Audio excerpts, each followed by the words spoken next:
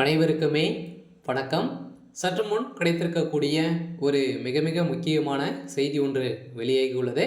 சற்று முன் ஈரோட்டில் இடைத்தேர்தலில் போட்டியிடும் ஓபிஎஸ் வேட்பாளர் அதிமுக பெரும் அதிர்ச்சி. இது மாதிரி பார்த்தீங்கன்னா செய்திகள் வெளியாகிருக்கு. இப்போ பார்த்தீங்கன்னா அதிமுக தரப்பில் இருந்து பார்த்தீங்கன்னா பன்னீர்செல்வமும் இபிஎஸ் எடப்பாடி பழனிசாமி அவர்களும் பார்த்தீங்கன்னா ஒரே கட்சியில் தான் இருக்காங்க. இருந்தாலும் தனித்தனியாக இருக்கக்கூடிய சூழ்நிலையில் பார்த்தீங்கன்னா இப்போ ஓபிஎஸ் அணி பார்த்தீங்கன்னா புதிய வேட்பாளராக செந்தில் முருகன் என்பவர் பார்த்தீங்கன்னா இப்போ வேட்புமனு தாக்கல் செய்திருக்கிறாரு.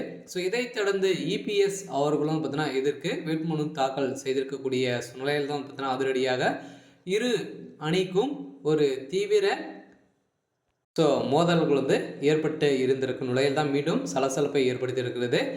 இதன் காரணமாக தான் ஓபிஎஸ் தரப்பும் எடப்பாடி பழனிசாமி தரப்பும் பல்வேறு யுகங்களை சொகுத்து செயல்பட்டு வருகின்ற நிலையில் பார்த்தீங்கன்னா உங்களுடைய தரப்பு யாருக்கு இதில் அதிமுக இருவருமே போட்டியிடக்கூடாது அப்படின்ற மாதிரி யாருக்கு அதிகமாக ஓட்டு விழுது அவங்க தான் போட்டியிடணும் அப்படின்ற மாதிரி நீதிமன்றம் இப்போ பார்த்தீங்கன்னா களத்தோடு இறங்கியிருக்காங்க.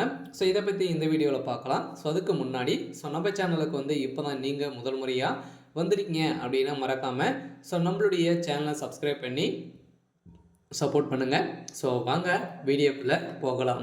ஏற்கனவே பார்த்தீங்கன்னா ஈரோட்டில் இளங்கோவன் அவர்கள் இருந்த காரணத்தினால திமுகவுடைய வேட்பாளர் பிசி செந்தில்குமார் அவர்கள் போட்டியிட போகிறாரு. அதே மாதிரி அதிமுக தரப்புலரும் பார்த்தீங்கன்னா இப்போ அதிரடியாக அமைதியாகவே இந்த தேர்தலில் புறக்கணிக்கிறோம் அப்படின்ற மாதிரி அனைவராலும் பார்த்தீங்கன்னா பேசப்படும் நிலையில் பார்த்தீங்கன்னா இப்போ அதிரடியாக அதிமுக தரப்புலேருந்து ஒரு புதிய நபராக நிறுத்தி வைக்கக்கூடிய நிலைக்கு தான் இப்போ தள்ளப்பட்டிருக்கு. இதன் அடிப்படையில் தான் அதிமுகலே ஓபிஎஸ் தரப்பும் இபிஎஸ் தரப்புமே இருவருக்குமே மனு தாக்கல் செய்த சம்பவத்தினால தான் அதிமுகவில் ஒரு மிகப்பெரிய சலசலப்பை ஏற்படுத்தியிருந்தது.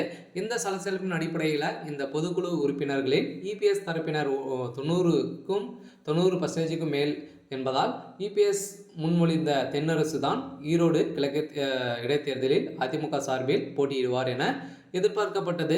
இந்த நிலையில் அதிமுக ஓபிஎஸ் தரப்பினர் நேற்று செய்தியாளர்களை சந்தித்தனர். அப்போது பேசிய அவர் முழு வேட்பாளர் பட்டியலை வெளியிட்டு பொதுக்குழு உறுப்பினர்கள் யாருக்கு கூடுதலாக வாக்களிக்கிறார்கள் என்று எண்ணி பார்த்து முடிவு எடுக்க வேண்டும் என அவை தலைவர் தமிழ் மகன் உசேன் கட்டுப்படுத்தினர் நிலையில்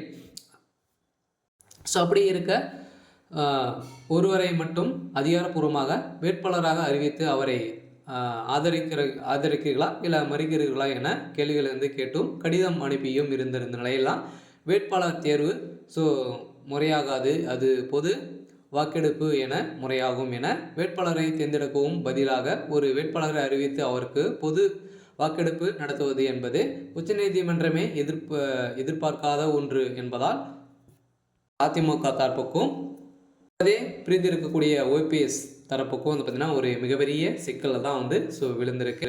இருந்தாலும் இரண்டணியும் கூட்டணி வைக்குமா அப்படின்றதான் பெரிய கேள்விக்குறியாக இருக்குது. இருந்தாலும் கூட்டணி வைத்தாங்க அப்படின்னா அவர் இந்த சட்டமன்ற தேர்தலே ஒரு மிகப்பெரிய வெற்றி தான் பெறும். சரி, ஓகே. இன்னைக்கான அப்டேட் இதுதான். மறக்காமல் நம்மளுடைய சேனலை சப்ஸ்கிரைப் பண்ணிக்கோங்க. தேங்க்யூ.